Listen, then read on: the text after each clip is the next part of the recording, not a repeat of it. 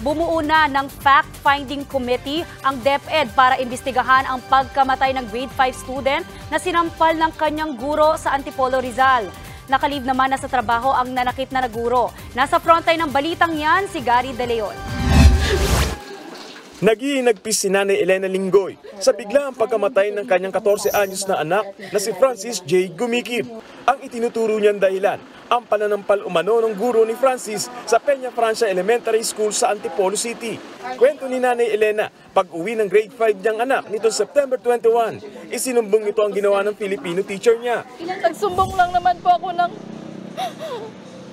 teacher, ang iingay po nila. Bumalik siya sa pagtitest. Tapos nung umalis si teacher, binalikan po siya. Hinaltak po siya ni teacher sa kuhilyo ng uniform. Tapos sinambunutan. Pag kasambunot po sa kanya, sinampal sa kanang bahagi ng tainga. Doon yung sabi ng anak ko, Mama, para akong namingi. Parang bingi yung tainga ko, sabi niya. Bingi yung tainga ko, ma, sabi ng ganun. Sa pagkakasampal ni teacher.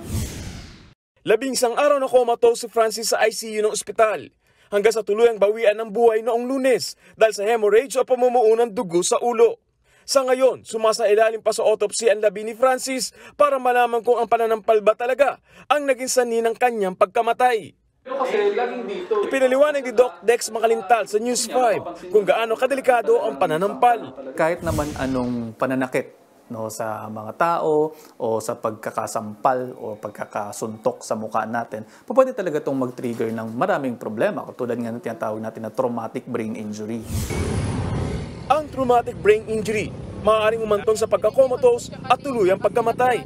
Sa ngayon, hindi pa malinaw kung yan ba ang kinasawi ng grade 5 student. Ang malinaw sa ngayon, kahit protektado ng skull o bungo ang utak natin, pwede itong mabasag ng isang sampal.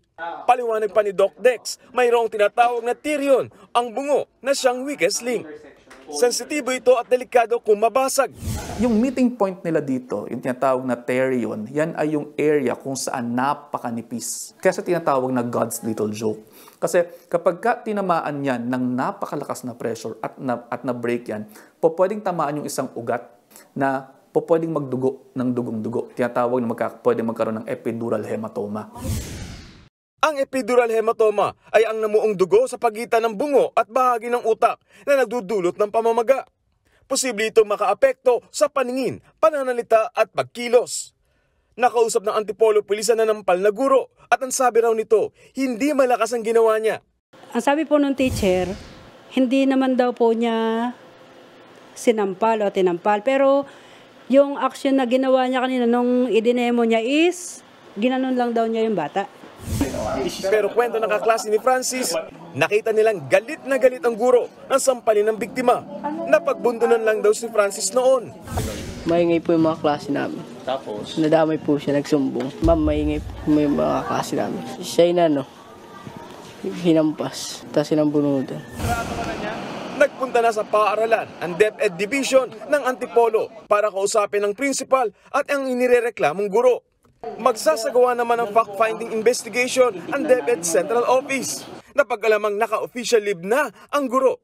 Nagbabalita mula sa frontline, Gary De Leon, News 5. Lumalabas na pamamaga ng utak o global brain edema ang dahilan ng pagkamatay ng grade 5 student na sinampal umano ng kanyang guro.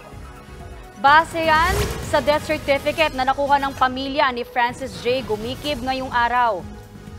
Nakausap mismo ng News 5 ang tiyahin ng biktima.